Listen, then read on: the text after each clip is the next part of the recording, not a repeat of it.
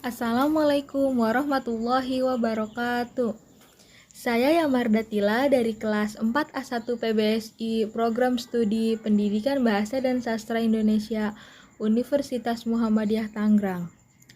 Berikut adalah micro teaching mata kuliah pengembangan materi ajar bahasa dan sastra Indonesia. Assalamualaikum warahmatullahi wabarakatuh. Halo semuanya, bertemu lagi bersama Ibu dalam pelajaran Bahasa Indonesia. Kalian semua apa kabar? Semoga anak-anak Ibu semuanya sehat ya. Sebelum kita memulai pelajaran pada hari ini, marilah kita berdoa menurut keyakinan masing-masing. Berdoa dimulai. Selesai. Gimana nih tugas yang Ibu berikan kemarin untuk membaca materi tentang poster dan slogan? Apa ada yang sudah membacanya? Ibu akan ingatkan kembali tentang apa yang sudah kalian baca. Tolong disimak dengan baik ya, anak-anak. Poster adalah plakat atau kata-kata dan gambar yang dipajang di tempat-tempat umum.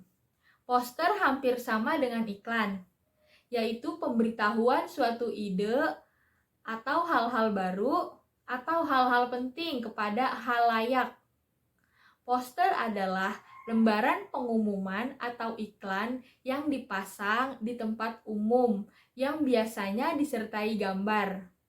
Arti poster menurut Kamus Besar Bahasa Indonesia atau KBBI yaitu plakat yang dipasang di tempat umum berupa pengumuman atau iklan dengan tulisan gambar yang mencolok.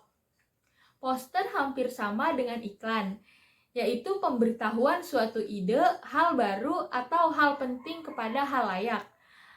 Dalam hal bahasa, poster hampir sama dengan iklan ataupun slogan. Poster menggunakan kata-kata singkat, jelas, menarik, dan lengkap. Itu penjelasan tentang poster. Di dalam poster itu ada beberapa hal. Yang pertama ada tentang pemasangan poster. Yang kedua ada tujuan pemasangan poster. Yang ketiga ada kaidah kebahasaan poster. Yang keempat ada prinsip penyusunan poster. Dan yang terakhir ada jenis-jenis poster. Di sini Ibu akan menjelaskan dari 5 poin tersebut. Yang pertama ada pemasangan poster. Poster itu biasanya dipasang di tempat-tempat umum seperti terminal, stasiun, pasar, rumah sakit, dan lain sebagainya. Poster itu biasanya ditempelkan di dinding atau di tembok di pinggir jalan. Kenapa poster itu dipasang di pinggir jalan? Karena tadi seperti yang sudah Ibu jelaskan, karena tujuan poster itu untuk dilihat halayak ramai. Makanya poster dipasang di pinggir jalan atau di tempat umum. Nah, yang kedua ada tujuan pemasangan poster. Pemasangan poster bertujuan agar sesuatu yang ada di dalam poster tersebut dapat diketahui khalayak ramai, menjadikan masyarakat umum tertarik untuk membeli, memakai, atau mengikuti isi poster tersebut. Nah, di poster itu bukan hanya sekedar gambar yang menarik ya anak-anak, bukan hanya sekedar gambar yang berisi tulisan-tulisan dan lain sebagainya, bukan. Tapi di dalam poster tersebut juga mengandung informasi-informasi penting yang siapa tahu kita butuhkan atau orang lain butuhkan. Oleh sebab itu, poster ditaruh atau diletakkan di tempat umum. Yang ketiga, ada kaidah kebahasaan poster. Poster itu pasti selalu singkat, jelas, bahasanya efektif, mudah dimengerti, dan menarik perhatian.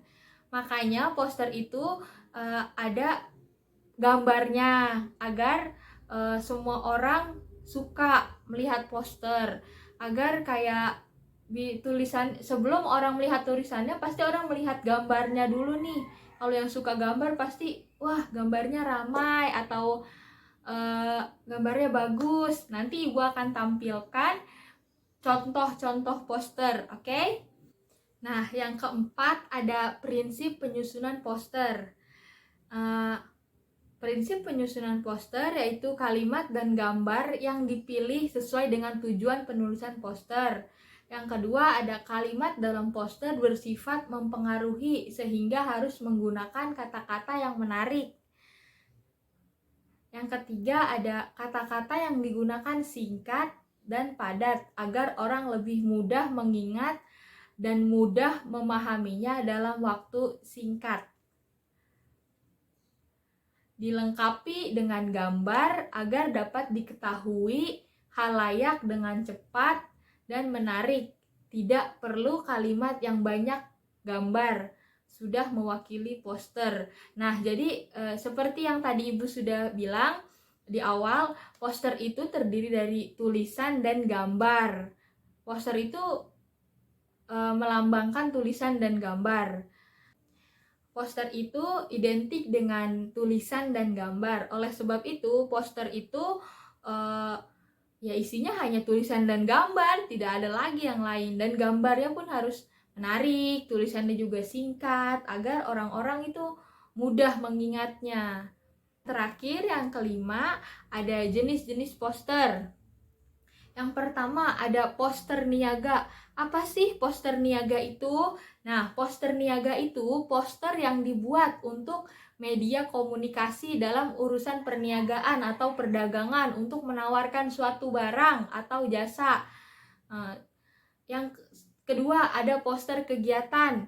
Poster kegiatan itu apa, Bu? Nah, poster kegiatan itu poster yang berisi suatu kegiatan seperti kegiatan jalan sehat, senam, dan lain sebagainya. Yang selanjutnya ada poster penerangan. Poster penerangan adalah media publikasi yang berisi info penjelasan, dapat berupa suatu prosedur atau informasi kesehatan dan lain sebagainya. Yang selanjutnya ada poster pendidikan. Poster pendidikan itu apa, Bu? Poster pendidikan adalah media publikasi yang berisi informasi yang mengedukasi. Nah, selanjutnya yang akan Ibu bahas adalah tentang slogan. Apa sih slogan itu? Bagaimana sih contoh slogan itu? Di sini akan Ibu jelaskan ya, anak-anak. Slogan adalah perkataan atau kalimat pendek yang dipakai sebagai dasar tuntunan atau pegangan hidup. Prinsip utama dari suatu usaha, organisasi, dan lain sebagainya. Slogan sering pula disebut moto atau semboyan. Slogan lebih mengutamakan kepadatan makna dan kehematan kata-kata. Perkataan atau kalimat yang menarik atau mencolok dan mudah diingat untuk menjelaskan tujuan suatu ideologi, golongan, organisasi, partai politik, dan lain sebagainya.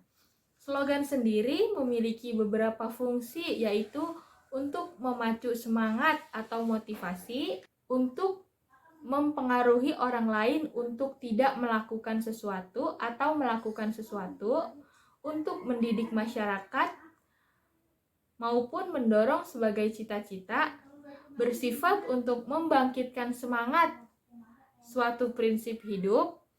Kalimat slogan biasanya singkat, padat, jelas, dan penuh makna. Contoh slogan. Nah, contoh slogan itu sebenarnya kalian sudah sangat sering menjumpai ya anak-anak. Nah, contohnya KFC, jagonya ayam. Kalian semua pasti tahu kan?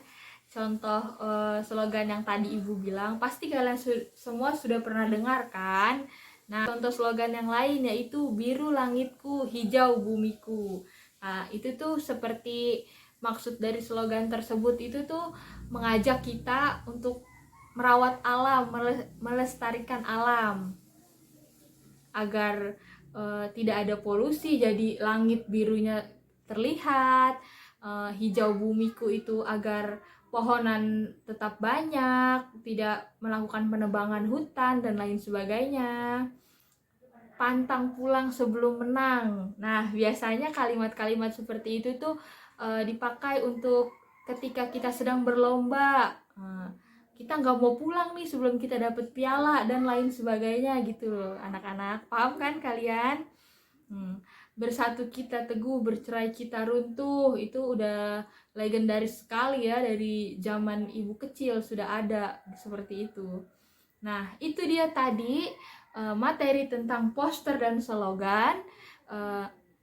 Ibu harap kalian bisa mengerti dan paham apa yang sudah ibu jelaskan.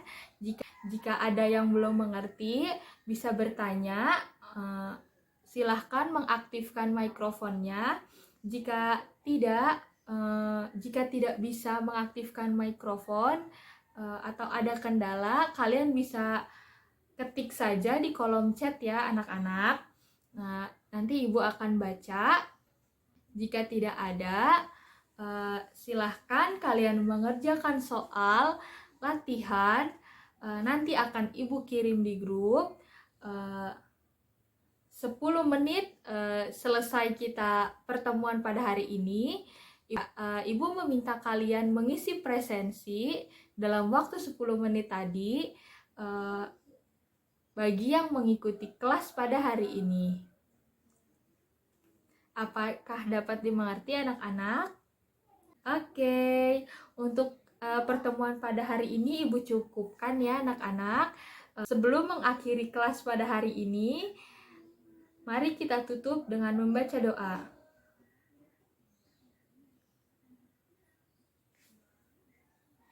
Selesai. Terima kasih anak-anak. Sampai jumpa pada pertemuan berikutnya. Wassalamualaikum warahmatullahi wabarakatuh.